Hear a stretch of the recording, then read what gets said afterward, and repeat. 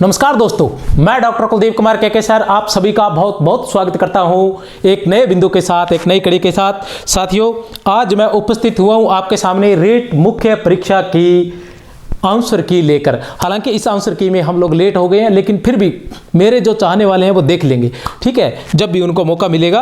तो ऐसी कोई बात नहीं है, मेरी इच्छा थी और व्यस्तता के चलते थोड़ा लेट हो गए हैं, तो कोई परेशानी वाली बात नहीं है। आपने देख लिया तो भी कोई समस्या नहीं है, लेकिन फिर भी मैं प्रयास करूंगा कि इसके अंदर कुछ ऐसे प्रश्न है जो आपने उस तरीके से उनको नहीं देखा होगा जिस तरीके से मैं आपको बताने वाला हूं। तो साथियों, बहुत बहुत शुभकामनाएं। बहुत आशा करते हैं कि बहुत अच्छा पेपर हुआ होगा और आप सिलेक्ट होकर बहुत जल्दी ही विद्यालय को ज्वाइन करेंगे और विद्यार्थी से एक शिक्षक बन जाएंगे। ये जो सफ़र है आप एक तय कर लेंगे, एक शिष्य से एक गुरु के रूप में आप विराजमान हो जाएंगे। तो आप सभी को बहुत बहुत शुभकामनाएं। दिल से दुआ है हमारी कि आप लगातार आगे बढ़ते जाएं, रीट मुख्य परीक्षा पास करें, वरिष्ठ अध्यापक पास करें, उसके बाद व्याख्याता बने, वाइस प्रिंसिपल बने, असिस्टेंट प्रोफेसर बने। बहुत बहुत शुभकामनाएं हमारी आप सभी को। तो चलो देखते हैं, बहुत अच्छा हुआ होगा पेपर, आशा करते हैं। और पेपर के बारे में हम कहें तो ये जो सब्जेक्ट के विद्यार्थी हैं उनके लिए बड़ी ही निराशाजनक बात थी, क्योंकि जिस तरह का पेपर आया था सब्जेक्ट का विद्यार्थी इससे पूरी तरह निराश हुआ होगा, क्योंकि इस पेपर में कोई भी ऐसी बात नहीं थी जो वास्तव में एग्ज़ाम के लायक हो। हम ऐसा कह सकते हैं कि मेरे समझ में नहीं आता कि जो एग्ज़ाम बनाने बैठे हैं वो किस प्रकार के लोग हैं और क्या चाहते हैं और वो क्या कर रहे हैं। मतलब इस तरह से मुझे तो इस पेपर को देख के कुछ भी ऐसा नहीं लगा कि कोई आरपीएससी का, जिसके लिए लाखों लोग कतार में बैठे हैं और इतना भयंकर, इतना टफ कंपटीशन जिसे माना जा रहा था, उसमें क्वेश्चंस जो है वो इस प्रकार के इतने सरल क्वेश्चन आएंगे तो बहुत ही ज़्यादा हम कहेंगे कि निम्न स्तर का जो पेपर था। हिंदी के जो क्वेश्चंस थे वो, विशेषकर जीके का मुझे ज़्यादा नॉलेज नहीं है, लेकिन हिंदी का जो पेपर था, जो क्वेश्चंस थे वो बहुत अधिक निम्न स्तर के क्वेश्चंस थे। तो ऐसे क्वेश्चंस मैं मानता हूं कि परीक्षाओं में नहीं पूछे जाने चाहिए। चलो देखते हैं आगे। प्रश्न संख्या 1 क्या है? प्रश्न संख्या 1 है कि वर्तनी की दृष्टि से, ये प्रश्न संख्या जो है, जो मेरे पास जो है उसमें ये चलता है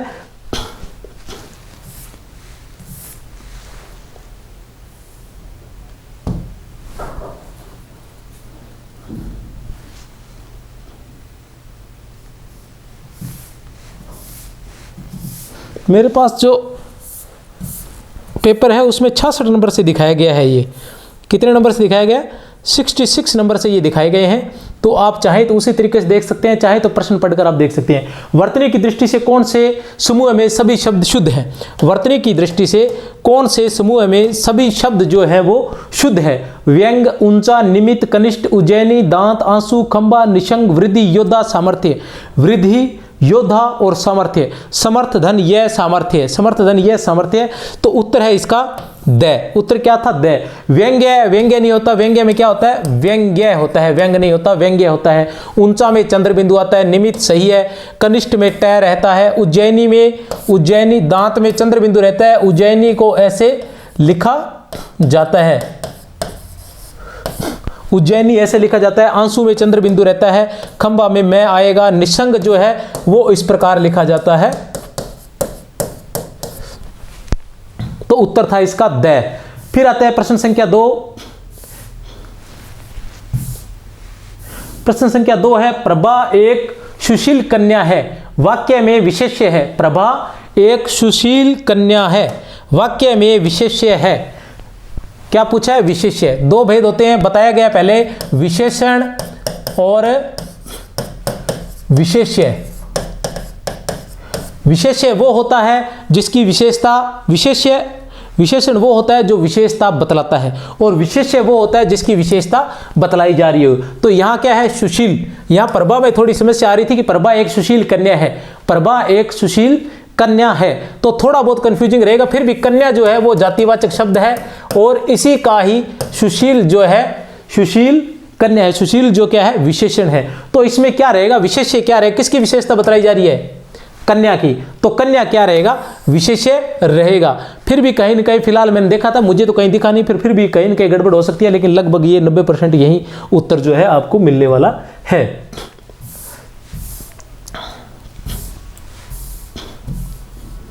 प्रश्न संख्या 3, स्त्रीलिंग शब्द है, स्त्रीलिंग शब्द है, सॉरी स्त्रीलिंग शब्द नहीं है। मैंने आपको पेपर देने से पहले कहा था कि इन चीजों पर बहुत गौर करना। स्त्रीलिंग शब्द नहीं है। चपला, चमक, चट्टान, चंदन।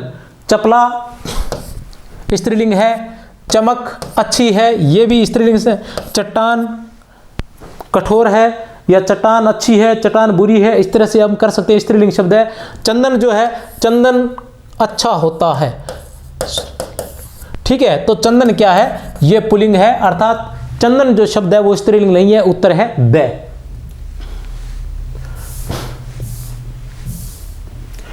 निम्नलिखित में से जातिवाचक संज्ञा से बना भाववाचक शब्द कौन सा है? निम्नलिखित में से जातिवाचक संज्ञा से बना, निम्नलिखित में से जातिवाचक संज्ञा से बना भाववाचक संज्ञा शब्द कौन सा है? पहली बात तो यह है कि ये सभी जो शब्द है वो क्या है, भाववाचक है। सजावट भी भाववाचक है, ममता भी भाववाचक है, बुढ़ापा भी है और मिठास भी है। ये सभी के सभी क्या है, भाववाचक है। सभी के सभी क्या है, भाववाचक है। लेकिन इसके क्या पूछा, जातिवाचक संज्ञा से बना, जातिवाचक संज्ञा से बना भाववाचक कौन है? जैसे कि हम जानते हैं कि भाववाचक जो संज्ञा होती है वो किस किस से बनती है, जातिवाचक संज्ञा से बनती है, उसके अलावा वो बनती है जातिवाचक से, फिर सर्वनाम से, फिर विशेषण से और फिर क्रिया से। इन सभी से बनती है भाववाचक संज्ञा। तो इसमें से एक जातिवाचक से बना है, बाकी जातिवाचक से नहीं बने। तो सजावट जो है वो सजाना से सजावट बना, तो सजाना क्या है, क्रिया। तो ये सजावट तो किससे बना है, क्रिया से बना है। ममता, ममता क्या है, आप चाहें तो अपने पेपर में ये सारी बातें लिख सकते हैं, भविष्य में ये काम आती है। और वैसे के वैसे ही प्रश्न पूछे जाते हैं जो पहले पूछे जा चुके होते हैं, उसी से संबंधित उसी प्रकार का प्रश्न दूसरे में परीक्षाओं में पूछ लिया जाता है। जैसे यहाँ से सजावट उठा लिया, दूसरे पेपर से कोई और शब्द उठा लिया और प्रश्न ऐसा ही बना लिया और फिर उसमें वो पूछ लिए। तो इसी प्रकार इनके बारे में हमें ध्यान होना चाहिए। किसी एक के बारे में हमें ध्यान रहेगा तो हम अन्य पेपर करने में हमें आसानी रहती है। ममता जो है वो मम से बना है। मम का अर्थ है मेरा, अर्थात ये किससे बना है, सर्वनाम से। ममता जो है वो किससे बना है, सर्वनाम से बना है। बुढ़ापा जो क्या है, बूढ़ा, बूढ़ा क्या है, ये जातिवाचक है, बूढ़ा से बना है, तो ये क्या है, जातिवाचक है। उत्तर है हमारा स। मीठा जो है वो मीठा से बना है, मिठास जो है वो मीठा से बना है, और मीठा क्या है, विशेषण है। मीठा क्या है, विशेषण है, तो ये विशेषण से बना। उत्तर हमारा है स। प्रश्न संख्या 5, निम्नलिखित वर्णों को उनके उच्चारण स्थान से सुमेलित कीजिए। निम्नलिखित वर्णों को उनके उच्चारण स्थान से सुमेलित कीजिए। तो बिल्कुल ही आसान था। कै कौन सा होता है, कंठ्य होता है, बिल्कुल ही आसान था, सोच के हैरानी आती है। कै कंठ्य, तय दंत्य, श तालु और न नासिका। बहुत आसान था, कोई समस्या नहीं है। 6 नंबर प्रश्न, निम्नलिखित में से अशुद्ध शब्द कौन सा है? निम्नलिखित में से अशुद्ध शब्द कौन सा है? ददीची सही है, ददीची सही है, और ज्येष्ठ जो है वो भी सही है, और प्रदर्शनी, प्रवृत्त ये भी सही है। प्रदर्शनी सही नहीं है। प्रदर्शनी कैसे लिखा जाता है, प्रदर्शनी, प्रदर्शनी इस तरह से लिखा जाता है, प्रदर्शनी। तो प्रदर्शनी जो है वो सही नहीं है। इसके बाद देखते हैं प्रश्न संख्या 7,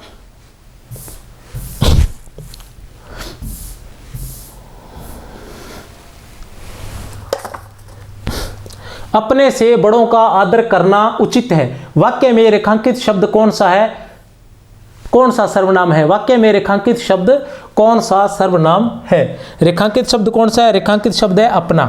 अपने जो है वो रेखांकित शब्द है। क्या लिखा है, अपने से बड़ों का आदर करना उचित है। अपने से, अपने से, अपने आप के लिए क्या शब्द है, अपने आप के लिए। तो अपने आप के लिए स्वयं, आप, खुद, ठीक है ना। स्वयं, आप, खुद, ये शब्द किसके लिए आते हैं? संबंधवाचक, निजवाचक, निश्चयवाचक या फिर अनिश्चयवाचक। तो किसके लिए? निजवाचक के लिए। उत्तर है हमारा ब।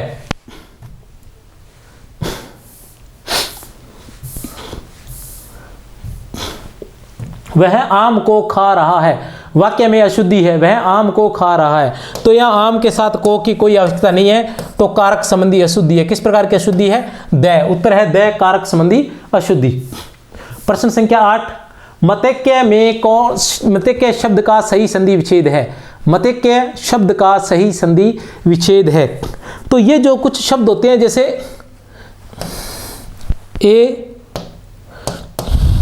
एक,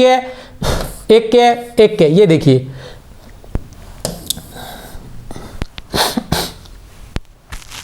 अब इनमें क्या रहता है कि ये जो शब्द है हमें मतैक्य से हम क्या जल्दबाजी में पढ़ते वक्त ये याद रख लेते हैं कि मत धन ऐक्य मतैक्य, मत धन ऐक्य मतैक्य, लेकिन वहां जैसे ही छोटा और बड़ा दोनों आ जाते हैं, ए और आई दोनों जब आ जाते हैं तो समस्या क्रिएट हो जाती है। अचानक हम सोचते हैं कि पढ़ा तो था, पता नहीं कौन सा था।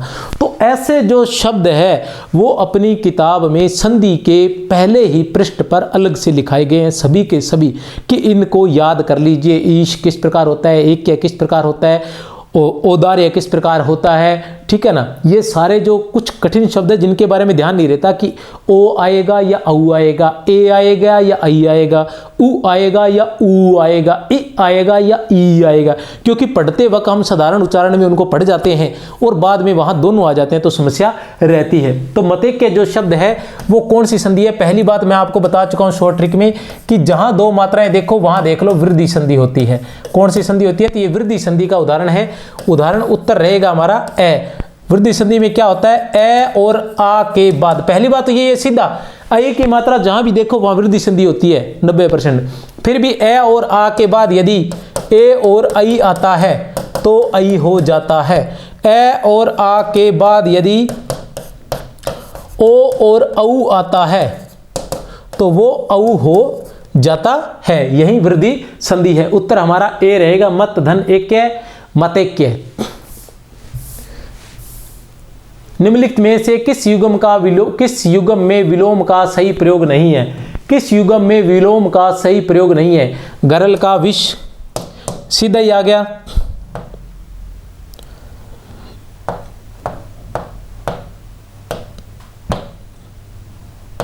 गरल का विष, तो गरल भी जहर होता है, विष भी जहर होता है, तो ये विलोम कहा हुआ, ठीक है ना। ये तो पर्यायवाची टाइप हो गया तो ए हो गया, बाकी को देखने की जरूरत नहीं। वैसे उत्कर्ष का अपकर्ष होता है, जंगम का स्थावर होता है, कोमल का कठोर होता है, ये सभी सही है। केवल यही सही नहीं है कि गरल और विष दोनों ही जहरी होते हैं, ठीक है। तो ये तो एक प्रकार के पर्यायवाची हो गए हैं। फिर देखते हैं प्रश्न संख्या 11। साथियों आप सभी को बता देना चाहता हूं बीच में कि अपनी जो है बहुत जल्द सेट और नेट और असिस्टेंट प्रोफेसर के लिए टेस्ट श्रृंखला निःशुल्क प्रारंभ की जा रही है, तो आप सब उसे ज्वाइन कर सकते हैं। पूरा प्रयास किया जाएगा कि परीक्षा तक ये सब कुछ करवाया जाए, तो आप ज्वाइन कर सकते हैं। इसके जस्ट बाद एरिया अंग्रेजी शब्द के लिए हिंदी पारिभाषिक शब्द है। एरिया अंग्रेजी शब्द के लिए हिंदी पारिभाषिक शब्द है खंड मंडल अंचल क्षेत्र। खंड मंडल अंचल क्षेत्र, तो कौन सा है? क्षेत्र। एरिया के लिए कौन से शब्द रहेगा? क्षेत्र। जब अपने टेस्ट लिए थे तब भी अपने 60% जो मॉडल टेस्ट बनाए थे 2, उनके अंदर अपने 60% समय की थोड़ी व्यस्तता के चलते बना नहीं पाया था टेस्ट। तो मॉडल पेपर तो मैंने बहुत सारे बना लिए थे लेकिन वीडियो नहीं बना पाया था, ठीक है। लेकिन इस बार प्रयास करेंगे कि ज़्यादा से ज़्यादा आपको सुविधाएं उपलब्ध हो फर्स्ट ग्रेड सेकंड ग्रेड में। निम्नलिखित में से कौन सा शब्द जातिवाचक संज्ञा से निर्मित भाववाचक? उसी प्रकार का प्रश्न फिर आ गया है। निम्नलिखित में से कौन सा शब्द जातिवाचक संज्ञा से निर्मित भाववाचक? पिछली बार जातिवाचक था, इस बार नहीं, भाववाचक नहीं है, ठीक है ना। किससे निर्मित? जातिवाचक संज्ञा से निर्मित नहीं है, ऐसा शब्द ढूंढना है। ये सभी के सभी क्या है? भाववाचक है। पशुता भी भाववाचक है, शठता भी भाववाचक है, बंधुत्व भी भाववाचक है, कंजूसी भी भाववाचक है। लेकिन हमें देखना है कि बाकी सभी तो जातिवाचक संज्ञा से है, केवल एक जातिवाचक से नहीं है। वो कौन सा है? पशु से पशुता बना, ये तो जातिवाचक से बना है। कंजूस से कंजूसी, कंजूस ये भी है, ठीक है। और शठ क्या होता है? ये जातिवाचक में नहीं आता, ये किस में आएगा? विशेषण में आएगा। किस में आएगा? यह विशेषण में आएगा। तो शठता जो है वो इसका उत्तर रहेगा, ये जातिवाचक से। बंधु क्या है? बंधु भी क्या है? जाति है, जातिवाचक शब्द है। तो बाकी सभी जातिवाचक है, जो शठता है वो नहीं है। जो शठता शब्द है वो नहीं है, अर्थात शठ से बना है। और शठ क्या होता है? शठ होता है विशेषण। शठ क्या रहता है? शठ जो रहता है वो विशेषण रहता है। चलो चलते हैं प्रश्न संख्या 13 पर। 13 क्या है प्रश्न संख्या? एक देश से दूसरे देश में माल भेजना वाक्यांश के लिए एक एक शब्द है। ठीक है, एक शब्द है। एक देश से दूसरे देश में माल भेजना वाक्यांश के लिए एक शब्द है। बहुत ही आसान था। भारोपीय नहीं, निर्यात ओके, आयात नहीं, यांत्रिक नहीं। आयात क्या होता है? मंगवाना, और निर्यात क्या होता है? भेजना। निम्नलिखित में से क्रिया के विषय में कौन सा कथन गलत है? अब ये वाला जो वाक्य है तो ये थोड़ा सा कंफ्यूजिंग है, और सभी ने जो करवाया है वो भी आप देख सकते हो कि क्या करवाया है। निम्नलिखित में से क्रिया के विषय में कौन सा कथन गलत है? तो देखो, क्रियाएं धातुओं, संज्ञा या विशेषण शब्दों से बनती है, बिल्कुल सही है, जिन्हें नाम धातु कहते हैं। नाम धातु क्रिया जिसे कहते हैं वो संज्ञा, विशेषण या धातु से बनती है। रचना की दृष्टि से क्रिया के अकर्मक सकर्मक दो भेद होते हैं, बिल्कुल नहीं। रचना की दृष्टि से लगभग सभी किताबों में क्या दे रखा है? रचना की दृष्टि से 5 भेद दिए हुए हैं। शुक धातु क्रिया, प्रेरणार्थक क्रिया, ठीक है ना, शुक धातु क्रिया, प्रेरणार्थक क्रिया और पूर्वकालिक क्रिया, नाम धातु क्रिया, और इसके अलावा कृदंत क्रिया। तो ये सभी 5 प्रकार की क्रियाएं संरचना के आधार पे दे रखी है। अकर्मक और सहकर्मक क्रियाएं दो जो है वो है कर्म के आधार पर है। किसके आधार पर? कर्म के आधार पर क्रिया के जो भेद किए गए हैं वो है अकर्मक और सहकर्मक। अब क्रिया से काम करने होने का बोध होता है, बिल्कुल सही है। क्रिया एक विकारी शब्द है, ये भी गलत है। क्रिया क्या है? एक विकारी नहीं, सॉरी, पेपर में अविकारी दे रखा होगा। क्रिया जो है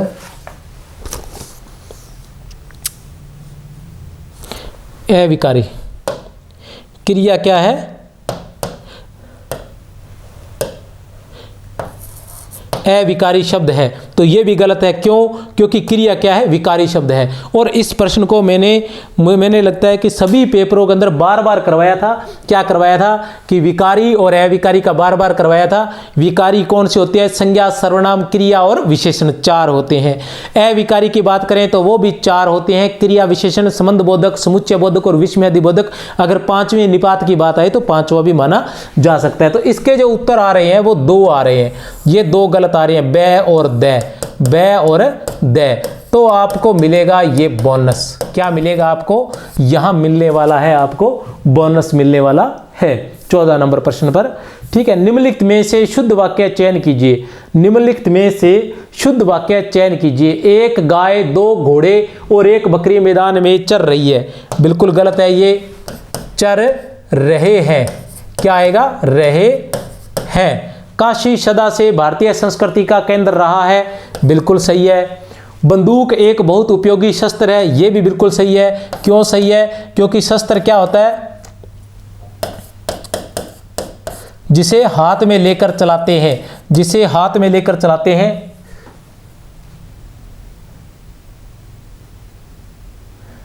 बंदूक एक बहुत उपयोगी शस्त्र है। श्री कृष्ण के अनेकों नाम है, अनेकों नहीं अनेक होता है, तो ये गलत है, ये गलत है। तो इसमें भी देखा जाए तो ये जो 2 आ रहे हैं, 2 उत्तर आ रहे हैं। काशी सदा से भारतीय संस्कृति का केंद्र रहा है।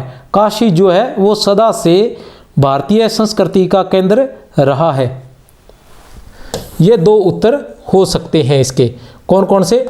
बै और स, ये 2 हो सकते हैं। तो ऐसी स्थिति में क्या हो सकता है कि यहां भी बोनस की व्यवस्था बन सकती है आपके लिए। प्रश्न संख्या 16, फारसी शब्द नहीं है। इलाज, फारसी शब्द नहीं है। इलाज, चश्मा, आबरू, आवारा, तो कौन सा नहीं है? इलाज। इलाज किस प्रकार का शब्द है? अरबी शब्द है। इलाज क्या है? अरबी शब्द है।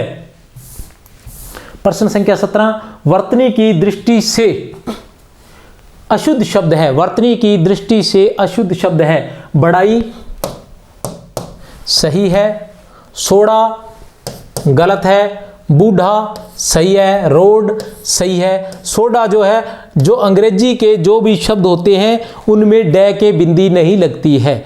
अंग्रेजी के जो भी शब्द होते हैं उनमें डै के बिंदी नहीं लगती है, शब्द शुद्धि में मैंने ये बताया गया है। और सोडा, सोडा नहीं होगा, ये होगा सोडा। तो उत्तर रहेगा हमारा बै। फिर आते हैं प्रश्न संख्या 18 पर।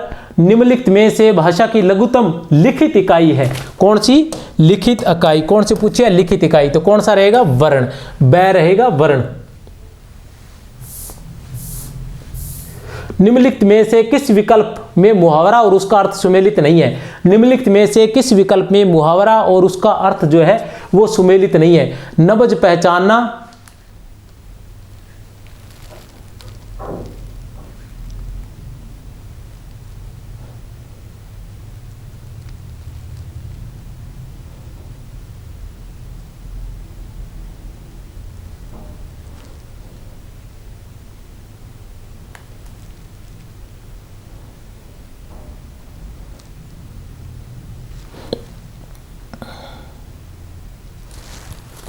नब्ज पहचानना, स्वभाव जानना, सुमेलित नहीं है। क्या पूछा है? सुमेलित नहीं है। तो नब्ज पहचानना, स्वभाव जानना बिल्कुल सही है।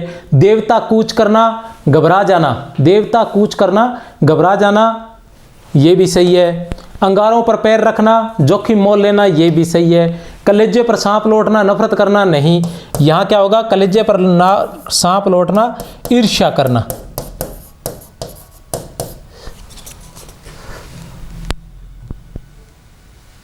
प्रश्न संख्या 20, हरकत का अनेकार्थक शब्द समूह है। हरकत का, किसका? हरकत का अनेकार्थ शब्द समूह है। इज्जत, अभिमान, नहीं। प्राण, जीवन, नहीं। गति और चेष्टा बिल्कुल सही है। दीन, निकृष्ट, बिल्कुल सही, गलत। गति और चेष्टा, हरकत का अनेकार्थ शब्द है गति और चेष्टा। प्रश्न संख्या 21, निर्देश, निम्नलिखित अपठित पद्यांश को पढ़कर प्रश्न के उत्तर दीजिए। प्रश्न क्रमांक 86 से 88 है। चंचल पग दीपशिखा के घर, गृह मगवन में आया वसंत, सुलगा फाल्गुन का सूनापन, सौंदर्य शिखाओं के अनंत, सौरभ शीतल की ज्वाला से फैला उर उर में मधुर दहा, आया बसंत भर पृथ्वी पर, स्वर्गिक सुंदरता का प्रवाह। आया बसंत भर पृथ्वी पर, स्वर्गिक सुंदरता का प्रवाह। ठीक है। अली के अंतर में प्रणय गान लेकर आया प्रेमी बसंत, आकुल जड़ चेतन स्नेह प्राण। आकुल जड़ और चेतन, जड़ और चेतन सारे जो आकुल व्याकुल हो रखे हैं, स्नेह प्राण, स्नेह रूपी प्राण उनमें भर गए हैं, प्यार के प्राण।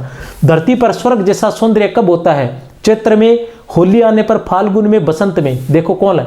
आया बसंत भर पृथ्वी पर, स्वर्गिक सुंदरता। कौन आया है? बसंत आया है तब। तो उत्तर क्या रहेगा हमारा? बसंत में। कब होता है? बसंत में। दूसरा देखते हैं, सौरभ शीतलता से क्या अभिप्राय है? शीलत नहीं है, शीतलता है। ये क्या है? शीतलता।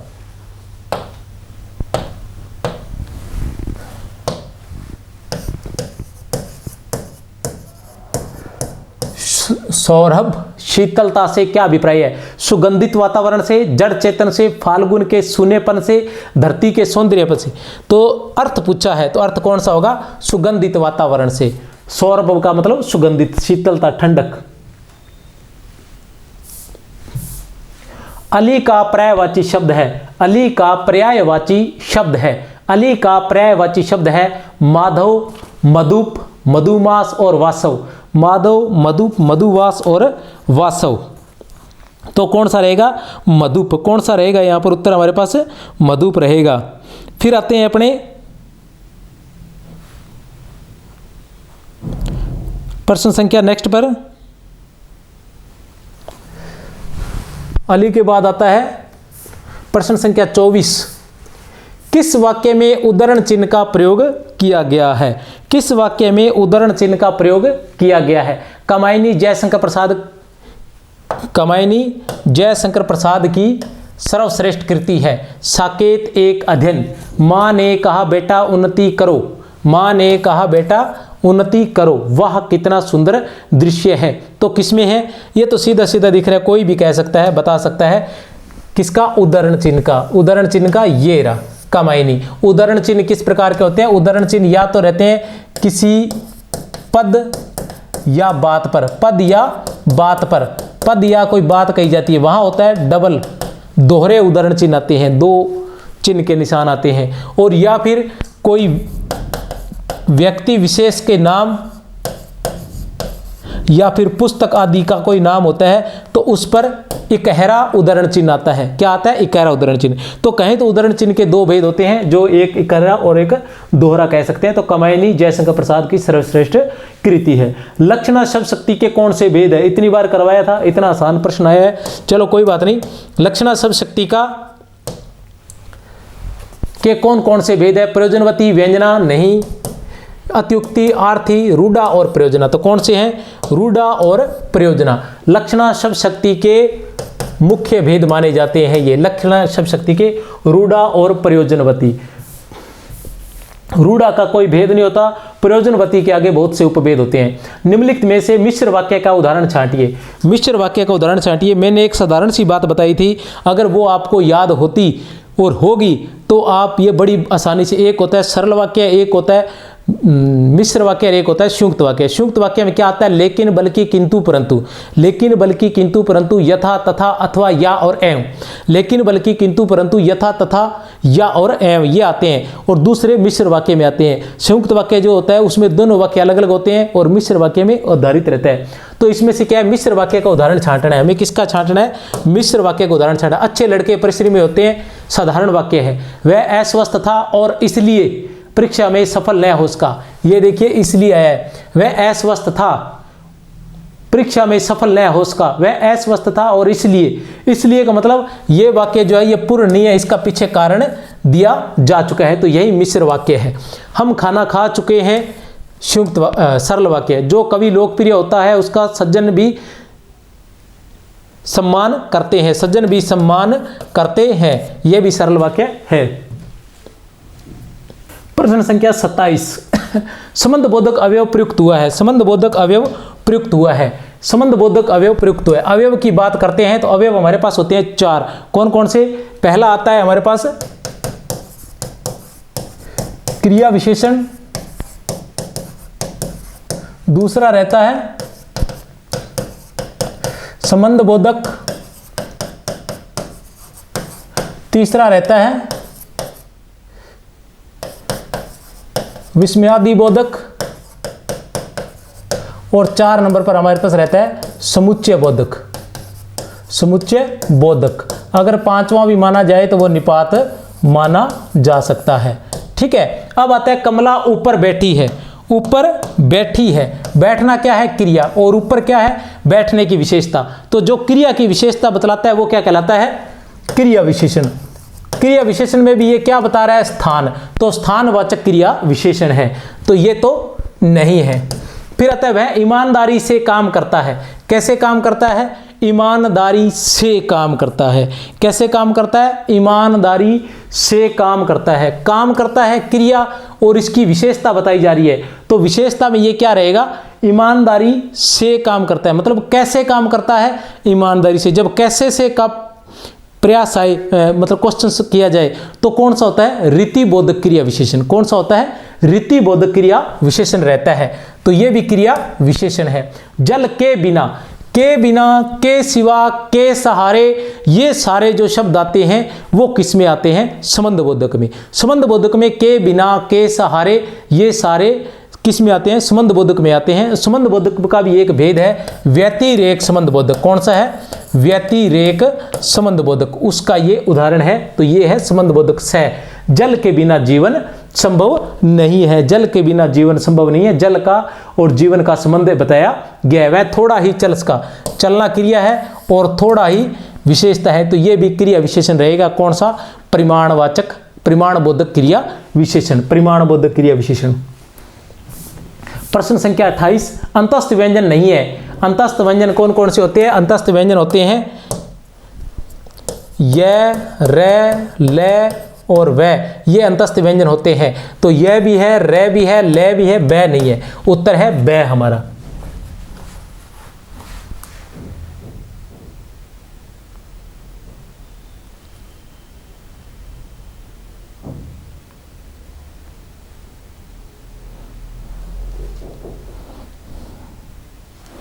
फिर आता है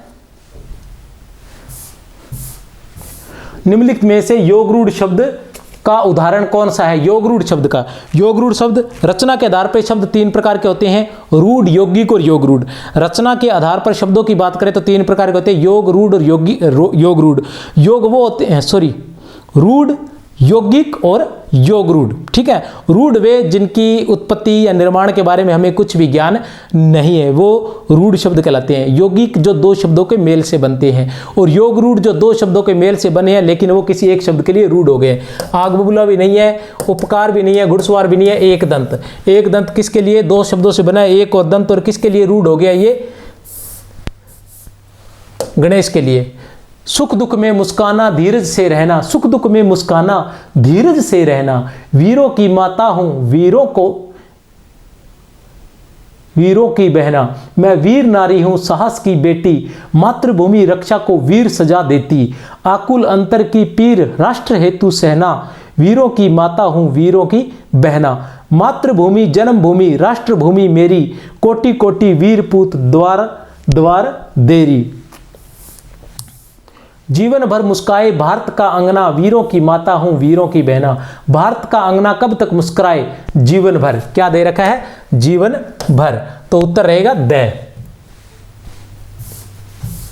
प्रश्न संख्या 31, किस समूह में अशुभ के सभी पर्याय हैं, किस समूह में अशुभ के सभी पर्यायवाची हैं। घोड़ा तुरंग है, घोड़ा तुरंग और है, बिल्कुल सही है।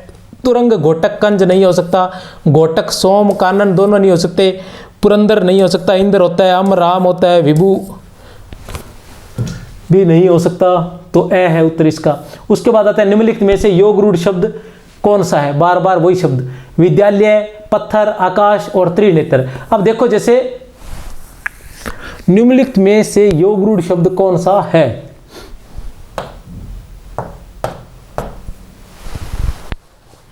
निम्नलिखित में से योग रूढ़ शब्द कौन सा है। योग रूढ़ शब्द कौन से होते हैं, जो बहुब्रीहि समास के उदाहरण होते हैं वो योग रूढ़ शब्द होते हैं। तो इनमें कौन सा रहेगा, त्रिनेत्र। त्रिनेत्र जो है वो योग रूढ़ शब्द रहेगा, त्रिनेत्र जो है वो योग रूढ़ शब्द रहेगा। ये रटी रटाई बात है, उत्तर आप यही मानेंगे, लेकिन फिर भी मेरा ये मानना है कि विद्यालय जो है वो भी योग रूढ़ शब्द अब माना जा सकता है, अब जो है उसे योग रूढ़ शब्द माना जा सकता है, क्योंकि विद्यालय जो है जो दो शब्दों के निर्माण से बना था, विद्या और आल्य, विद्या और आल्य से बना था। तो इसका मतलब ये हुआ कि जहाँ विद्या प्राप्त होती है वो सभी स्थान क्या कहलाने चाहिए, विद्यालय कहलाने चाहिए। लेकिन वर्तमान में क्या है कि जो एक 9 से 12 की कक्षाएं लगती है उसे ही विद्यालय कहा जा रहा है। ठीक है, तो इस प्रकार विद्यालय भी योग रूढ़ हो सकता है, लेकिन उत्तर हमारा त्रिनेत्र ही रहेगा। तत्सम शब्द का चयन कीजिए, तत्सम शब्द का चयन कीजिए। अमृत, गेहूं, काजल और घोड़ा, अमृत, गेहूं, काजल और घोड़ा। 33 नंबर शब्द है, प्रश्न है तत्सम शब्द का चयन कीजिए। अमृत, गेहूं, घोड़ा और काजल, कौन सा रहेगा, अमृत, काजल, गेहूं, तो कौन सा रहेगा, अमृत। कौन सा रहेगा, अमृत। और काजल जो है ये भी तत्सम ही बताते हैं। देख लेता हूं मैं थोड़ा, काजल कुछ उल्टा तो नहीं दे रखा इसमें।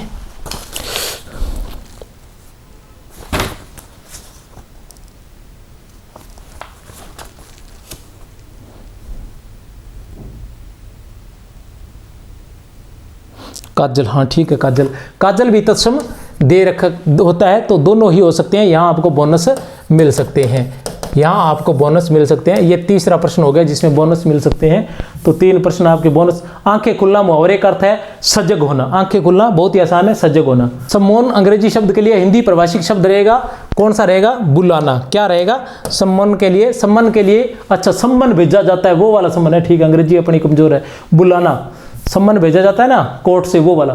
सूर्य का पर्यायवाची शब्द है, सूर्य का पर्यायवाची शब्द है, सूर्य का पर्यायवाची शब्द है रश्मि, अंशु, ये सभी किरण के हैं। प्रकाश भी किरण का हो सकता है। सविता, सविता किसका है, सूर्य का पर्यायवाची शब्द है। अंतस्थ व्यंजन कौन सा है, देखो दोबारा पूछ लिया अंतस्थ व्यंजन। अंतस्थ व्यंजन कौन से होते हैं, य, र, ल, व, य, र और ल और व, तो कौन सा है अंतस्थ व्यंजन, य, र, ल और व, ये अंतस्थ व्यंजन होते हैं। ये रही है, उत्तर है स, उत्तर है स, य। 37 का 38, प्रश्न संख्या 38, किस शब्द में अव्ययी भाव समास है, किस शब्द में अव्ययी भाव समास है। महादेव में, महादेव में क्या है, महान है जो देव, कर्मधारय समास है। पंचतंत्र, पंचतंत्र में कौन सा समास है? बहुब्रीहि समास है। यश प्राप्त, यश को प्राप्त, यश को प्राप्त, ये भी कर्मधारय समास है। आजीवन, इसमें उपसर्ग लगा हुआ है प्रारंभ में, तो ये है द। किसमें अव्ययभाव समास है? आजीवन में। किसमें है? आजीवन में। लोकोत्तर में कारक की दृष्टि से कौन सा तत्पुरुष समास है? लोकोत्तर में संप्रदान तत्पुरुष समास, अधिकरण तत्पुरुष समास, करण तत्पुरुष समास, अपादान तत्पुरुष समास। तो संप्रदान के लिए होता है, तो ये भी नहीं। कर्ता ने कर्म को करण से संप्रदान के लिए, संप्रदान का क्या होता है? के लिए होता है, तो ये भी नहीं है। क्या है? लोकोत्तर। लोकोत्तर का क्या होगा? लोक से उत्तर, भी लोक से बाहर, लोक से बाहर। तो बाहर अधिकरण में क्या होता है? में होता है, तो ये भी नहीं। अपने पास क्या चाहिए? से। करण में भी से होता है, अपादान में भी से होता है। लोकोत्तर लोक से उत्तर, लोक से अलग होना। अलग होना मतलब किस में अलग होना? किस में होता है? अपादान में। तो यहां रहेगा अपादान तत्पुरुष समास। कौन सा रहेगा? अपादान तत्पुरुष समास रहेगा। निम्नलिखित में से संयुक्त वाक्य का चयन कीजिए। संयुक्त वाक्य का, हम घर से बाहर निकले और बारिश होने लगी। मैंने कहा था लेकिन बल्कि किंतु परंतु, यथा तथा, लेकिन बल्कि किंतु परंतु, यथा तथा अथवा या और एवं, तो और आ गया, तो उत्तर है यही। विद्वान मनुष्य का सभी सम्मान करते हैं, बिल्कुल सरल वाक्य है ये। वह साड़ी खरीदने बाजार गई, ये भी सरल वाक्य है। जब मैं स्टेशन पर पहुंचा गाड़ी आ चुकी थी, ये भी सरल वाक्य है।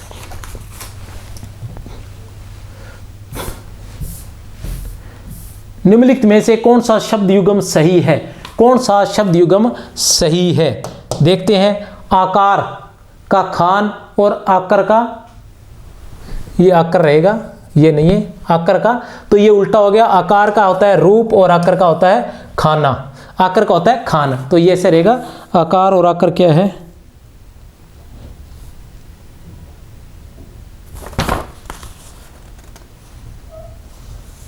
आकर, ठीक है, आकर, आकार। कृति का रचना बिल्कुल सही है। कृति का रचनाकार, ये सही है, तो उत्तर यही ब रहेगा। अंब का क्या होता है? माता अंबु का होता है जल, तो ये गलत है। अविलंब, अविलंब का क्या होता है? शीघ्र, और अवलंब का होता है सहारा, तो ये उल्टे थे। तो कहने का मतलब ये है कि ब उत्तर हमारा जो था वो ब था। फिर आते हैं प्रश्न संख्या 42 पर। क्या है प्रश्न संख्या 42? प्रत्यय से निर्मित बने शब्द का चयन कीजिए। प्रत्यय से बने, तो क्या रहेगा? प्रत्यय से बना शब्द कौन सा है? परिपूर्ण भी नहीं है, भरपूर भी नहीं है, उपग्रह भी नहीं है। प्रत्यय से बना है झगड़ालू। कौन सा है? झगड़ालू। उत्तर है हमारा स।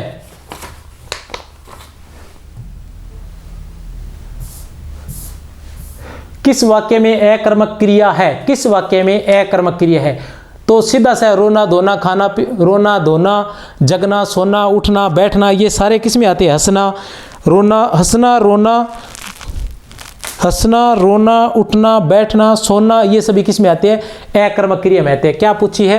अकर्मक क्रिया पूछी है। क्या पूछी है? अकर्मक क्रिया पूछी है। पूजा कपड़े धो रही है, ये सकर्मक है। मोहन सितार बजा रहा है, ये देखिए कर्म आ गया। कपड़े कर्म आ गया। आप आज शाम को क्या कर रहे हैं? आप आज शाम को क्या कर रहे हैं? आप आज, तो आप कर्म आ गया, ठीक है ना। बच्चा रोता है, तो रोना क्या है? अकर्मक है, इसमें कर्म नहीं है, ये क्रिया है और कर्म इसमें नहीं है। जिसमें केवल क्रिया और कर्म नहीं है वो अकर्मक क्रिया कहलाती है। कर्म और क्रिया और कर्ता दो ही बातें हैं, क्रिया और कर्ता, कर्म है नहीं। कर्म नहीं है तो सीधा सीधा अकर्मक क्रिया होगी। दूसरी बात, तीसरी शब्द ही नहीं है इसके अंदर, शब्द ही दो दे रखे हैं। निम्नलिखित में से स्त्रीलिंग शब्द नहीं है, स्त्रीलिंग शब्द नहीं है। चौथा बोनस मिलेगा तुम्हें। नेत्री स्त्रीलिंग है, बिल्कुल सही है। गुणवती भी स्त्रीलिंग है, लेकिन युवा और डब्बा दोनों पुल्लिंग है। दोनों क्या है? पुल्लिंग है। तो ये है तुम्हारा बोनस। 4 नंबर, 4 प्रश्नों के बोनस मिल जाएंगे तुम्हें।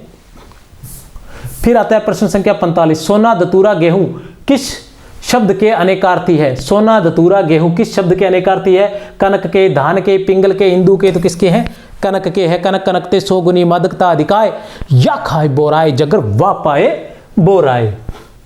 प्रश्न संख्या 46 क्या कहता है? प्रश्न संख्या 46, गत, गति का कर्मश है, सही अर्थ प्रकट करने वाला शब्द युग्म है। गत और गति का, गत और गति सही है क्या? गत और गति का, ठीक है। गत और गति का क्रमशः सही अर्थ प्रकट करने वाला शब्द युग्म है गूढ़ और बीता हुआ। गत का गूढ़ नहीं, मापक और नक्षत्र नहीं, चक्कर और चाल नहीं, गत का बीता हुआ बिल्कुल सही है, गति का चाल बिल्कुल सही है। उत्तर है हमारा द। प्रश्न संख्या 47, निम्नलिखित में से तत्सम तद्भव का असंगत युग्म कौन सा है? तत्सम और तद्भव का क्या पूछा है? तत्सम और तद्भव का है क्यों? घोटक का घोड़ा बिल्कुल सही है, काष्ठ का काठ बिल्कुल सही है, अरिष्ट का रीठा बिल्कुल सही है, क्रोश का कोण बिल्कुल गलत है। तो ये कौन सा उत्तर हमारा रहेगा? द। घोटक का घोड़ा, काष्ठ का काठ बिल्कुल, अरिष्ट का रीठा बिल्कुल सही है। फिर है प्रश्न संख्या हमारे पास है 48। प्रश्न संख्या कौन सा है? 48। 48 में देखते हैं क्या है। 48 में दे रखा है निम्नलिखित में से शुद्ध वाक्य कौन सा है? किसी और से परामर्श लीजिए, किसी और से परामर्श लीजिए, किसी और से परामर्श लीजिए। सही लग रहा है, यही शुद्ध वाक्य देखना है। सप्रमाण सहित, सप्रमाण और सहित, क्योंकि सप्रमाण का मतलब यही होता है प्रमाण सहित, सहित। तो एक शब्द दो बार नहीं आ सकता, तो ये गलत है। सारी दुनिया भर में सारी और भर एक ही बात होती है, दुनिया भर और सारी, तो ये साथ नहीं आ सकते। शायद और जरूर दोनों बातें एक साथ नहीं आ सकती, इसलिए उत्तर है हमारा ए, किसी और से परामर्श लीजिए, क्योंकि सप्रमाण सहित नहीं, प्रमाण सहित होता है। निवारण शब्द में उपसर्ग है, निवारण शब्द में उपसर्ग है। उपसर्ग जो प्रारंभ में जुड़कर उसमें परिवर्तन या विशेषता ला देते हैं शब्द में। निर नहीं है, नी है, नी है नहीं है, नी नहीं है, तो कौन सा है? उत्तर है हमारा ब। 49 का उत्तर क्या है हमारा? ब है। 49 का क्या है? ब। अब देखते हैं प्रश्न संख्या 50। प्रश्न संख्या 50। 50 में क्या है? सबकी मति भ्रष्ट होना अर्थ को प्रकट करने वाला मुहावरा है। सबकी मति भ्रष्ट होना अर्थ को प्रकट करने वाला मुहावरा है। कुएं में ही भांग पड़ना, गूंगे का गुड़ नहीं, गर्दन पर छुरी नहीं, खटाई में पड़ना नहीं, कुएं में ही भांग पड़ना, अर्थात सबकी मति भ्रष्ट हो जाना। कुएं में ही भांग पड़ना अर्थात गांव के कुएं में भांग पड़ गई और सब ने पानी पी लिया और सबकी मति भ्रष्ट हो गई। जो प्रमाण से सिद्ध हो उसके वाक्यांश के लिए एक शब्द है अप्रमेय, प्रमेय, प्रयोजनीय, अप्रमाणिक। तो प्रमेय ये वैसे दिख रहा है, अप्रमेय तो कैसे होगा? प्रयोजनीय भी कैसे होगा? अप्रमाणिक कैसे होगा? जो प्रमाण से सिद्ध हो रहा है, तो वो क्या रहेगा? प्रमेय। क्रिया विशेषण शब्द का चयन कीजिए। क्रिया विशेषण जो क्रिया की विशेषता बतलाए, क्रिया के साथ लगाकर उसकी विशेषता बतलाता हो। तो देखो रमेश हो ही नहीं सकता, ये तो संज्ञा है। पेड़ जो है ये भी संज्ञा है, जातिवाचक, रमेश व्यक्तिवाचक। गर्म जो है ये क्या है? विशेषण है, ठीक है ना, ये क्या है? केवल विशेषण है। प्रतिदिन जो है वो है क्रिया विशेषण, क्योंकि यही लग सकता है कि रमेश प्रतिदिन खेलता है, तो खेलना के साथ प्रतिदिन लगते ही, क्रिया के साथ लगते ही ये क्या हो गया? क्रिया विशेषण हो गया। पुरुषवाचक सर्वनाम के भेदों की संख्या बताइए कितनी है? तो कोई समस्या नहीं है। पुरुषवाचक सर्वनाम के 3 भेद होते हैं, उत्तम पुरुष, मध्यम पुरुष और अन्य पुरुष। उत्तम पुरुष, मध्यम पुरुष और अन्य पुरुष, कोई समस्या नहीं है। हमने एक शेर देखा, वाक्य में काल का चयन कीजिए। हमने एक शेर देखा, देखा, देखा मतलब सामान्य भविष्य काल बिल्कुल नहीं है। संभाव्य वर्तमान काल, संभाव्य की तो हो ही नहीं सकती। सामान्य भूतकाल बिल्कुल सही है, सामान्य वर्तमान काल बिल्कुल गलत। सामान्य भूतकाल क्योंकि वर्तमान तो हो ही नहीं सकता। देखा, जो बात हो चुकी है उसको हम क्या कह सकते हैं? जो बात हो चुकी है, ठीक है ना। हमने एक शेर देखा मतलब देख चुके हैं। इस प्रकार का उदाहरण मैं आपको दे चुका हूं पहले भी। हमारी जो काल की जो क्लास थी उसमें यही उदाहरण मैंने दिया भी था। पक्षी शब्द का पर्यायवाची शब्द है, पक्षी शब्द का पर्यायवाची शब्द है। पर्यायवाची शब्द की बात करें तो पक्षी शब्द का कौन सा है? शिलीमुख, नभ, सोम, द्विज, तो द्विज है।